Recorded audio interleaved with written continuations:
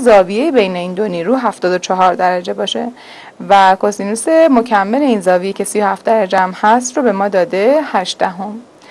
خب چون دو تا نیرو هم اندازه هستن و بنابراین بزرگی اونها برآیندشون رو اگر با آر نمایش بدیم برابر میشه با 2f1 کوسینوس آلفا دوم. خب برای این مطلب مثالی هم در نظر گرفتیم. به جسمی دو نیروی هم اندازه 16 نیوتن F1 مساوی F2 مساوی 16 نیوتن وارد می شود. برآیند نیروهای وارد بر این دو جسم رو محاسبه کنید در صورتی که زاویه بین دو نیرو 74 درجه باشه. در داده های مسئله‌مون کوسینوس 37 درجه رو هم به ما داده 8 دهم که می‌بینیم کجا کاربرد داره. خب چون دو نیرو هم اندازه هستن ما میتونیم از رابطه R مساوی با 2f1 کوسینوس آلفا دوم استفاده کنیم. 2 ضرب در 16 ضرب در کوسینوس 74 دوم. خب 74 تقسیم بر 2 میشه 37 درجه. پس بنابراین اینجا کوسینوس 37 درجه رو اندازه‌اش رو نیاز داریم. خب اگر در مسئله بهمون نداده باشن میتونیم با استفاده از ماشین حساب‌های مهندسی کوسینوس این زاویه رو محاسبه کنیم و ولی خب اینجا جزو در واقع داده‌های سوالمون هست. پس 2 ضرب در 16 ضرب در کوسینوس 37 درجه که اون هم 8 دهم هست حاصل 25 ممیز 6 دهم نیوتن خواهد بود. خب ما تا اینجا در مورد برآیند بردارهایی صحبت کردیم که برآیند دو بردار صحبت کردیم. در واقع چه از روش متوازی رذل چه از روش مثلث ما دو بردار داشتیم. حالا اگه چند بردار داشته باشیم ببینیم چطور میتونیم در واقع برآیندش رو حساب کنیم. همونطور که در روش مثلث ما بردارها رو در امتداد در واقع در پشت همدیگه پشت سر همدیگه در واقع رسم می‌کردیم اینجا هم همین کارو می‌کنیم. الان در شکل ما بردار A، بردار B و بردار C شکل بعد و بردار D رو داریم. بله در این شکل دقت کنید بردار A، B، C و D. خب این میبینید که جهت‌هاشون با هم فرق میکنه، هر کدوم در یک سو و جهتی هستن و اندازه‌هاشون هم با هم فرق میکنه. کافی که ابتدا یک مبدا نقطه مبدا در نظر بگیریم. مثلا اینجا نقطه مبدأمون باشه بردار A رو هم اندازه هم جهت و هم راستای A رسم میکنیم. بعد بردار B رو هم اندازه هم جهت و هم راستای B، بردار C رو هم به همین ترتیب، بردار D رو هم اندازه و هم جهت بردار D رسم میکنیم. از ابتدای بردار A وقتی به انتهای بردار D وصل کنیم در واقع بردار برآیند این بردارها به دست خواهد اومد. البته این راه کلی بود ولی یه راه دیگه هم اینه که شما میتونید با استفاده از مثلث اول در اینجا بردار A به علاوه B برآیندش میشه R1 R1 رو با C برآیند میگیریم میشه R2 R2 هم با D برآیندش از روش مثلث میشه R. پس برای اینکه کارمون راحت تر باشه میتونیم همه بردارها رو در امتداد هم رسم کنیم و از ابتدای اولی به انتهای آخری وصل کنیم. خب پس به این روش میگیم روش چند ضلعی. پس همونطور که در اینجا هم توضیح دادم از یک نقطه برداری مساوی بردار اول، از انتهای آن برداری مساوی بردار دوم و از انتهای دومی هم مساوی بردار سوم به همین ترتیب رسم میکنیم. برداری که ابتدای اولی رو به انتهای آخری وصل میکنه بردار برآیند این بردارها خواهد بود. خب برای نوشتنشون هم کاری نداره، میتونیم همون بردارها رو در واقع بگیم بردار R برابر میشه با A به علاوه B به علاوه C به علاوه D.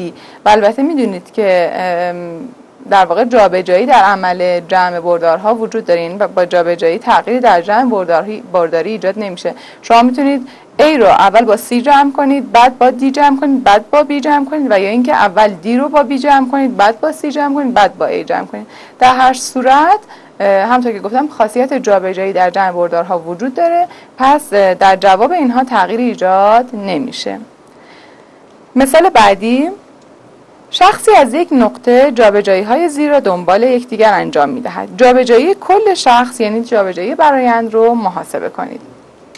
خب ابتدا 25 متر به طرف مشرق حرکت میکنه، بعد 8 متر به طرف شمال حرکت میکنه و در آخر 19 متر به طرف مغرب حرکت میکنه.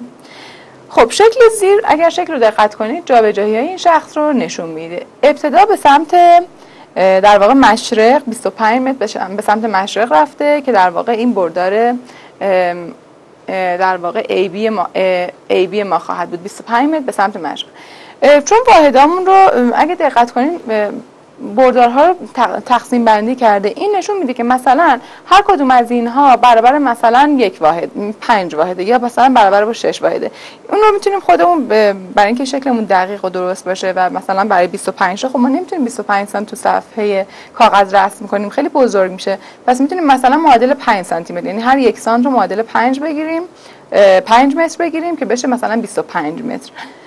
پس بنابراین بردار AB معادل در واقع 25 متر به سمت شرق هست. بعد از نقطه B معادل D2 که گفته بود در واقع به سمت شمال 8 متر به سمت شمال، این هم 8 متر به سمت شمال و 19 متر به سمت مغرب، یعنی 19 متر برگشتیم به سمت مغرب.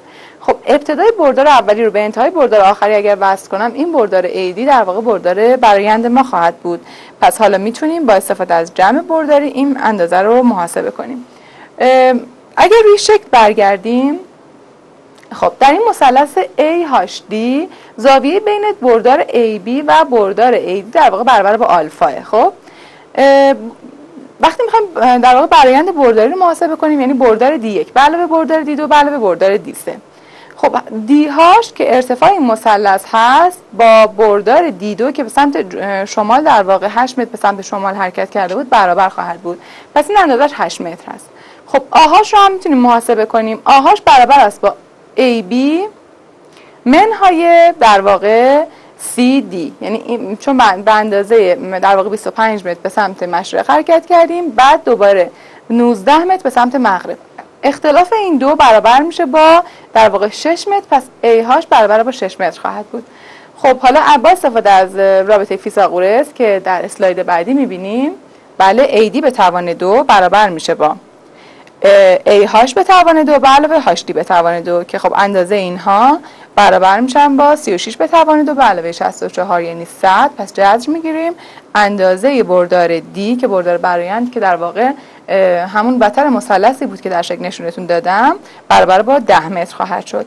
جهت بردار رو بخوایم محاسبه کنیم، ما باید زاویه آلفا رو، یعنی زاویه‌ای که این بردار با محور ایکس ها میسازه رو پیدا کنیم. پس برای پیدا کردن جهت هر بردار کافیه که طبق روابط مثلثاتی ما میدونستیم که تانژانت هر زاویه برابر است با ضلع مقابل تقسیم بر ضلع مجاور که در واقع جهت اون زاویه یا اندازه زاویه رو در واقع به ما نشون میده و اندازه زاویه‌ای که با جهت مثبت محور ایکس هامون بردار میسازه. پس اگر این بردار در واقع AD ما باشه، پس با محور ایکس هامون یک زاویه میسازه و این زاویه در واقع همون زاویه آلفا است.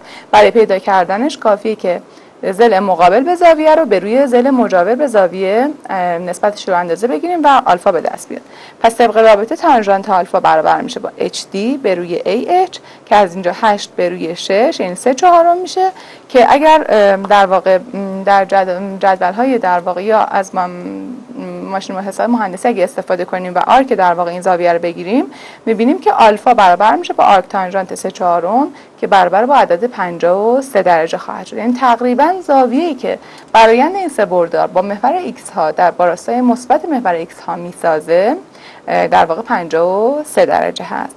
بنابراین جابجایی کل شخص همونطور که گفتم 10 متر با زاویه 53 درجه نسبت در جهت شمال شرقی خواهد بود.